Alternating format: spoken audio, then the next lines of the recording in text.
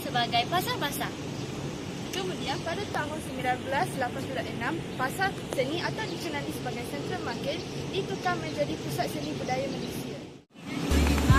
Kalau kau tak nak tahu apa jadi dekat Pasar Seni, jom kita tengok.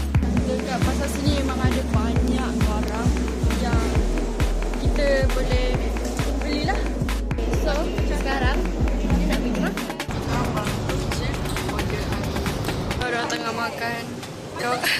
Makanan saya dumpling, saya rasa 5/10. Saya makan roti kaya je. So saya rasa bagi 7 lah. Biasa je rasa dia. Bagi saya, Panipuri tu serba dia masam. Jadi saya bagi dia 8.5. Lepas tu, yang 4.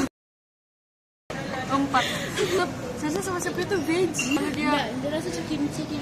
mana ada, dia rasa rempah yang dia. A few moments later. Sini kita boleh nampak ada baju-baju tradisional Malaysia. Ada kebaya yang menarik. Ya, Betul.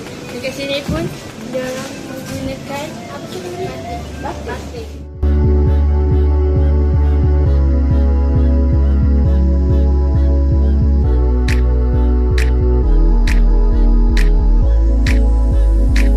Hai sekarang semua.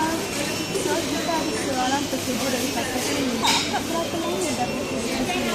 Saya kerja bila cuti daripada universiti baru saya kerja. Dalam setahun. Setiap kali ada cuti baru kerja. Best kita Pasar Seni. Best sebab dia ramai orang, ramai pelancong yang datang sini. Kak, apa perasaan akak bila akak dapat bekerja di Pasar Seni? Saya rasa gembira lah dia dapat menambah pengalaman saya kerja dekat sini sebab kita berinteraksi dengan orang-orang yang bermacam-macam bangsa juga.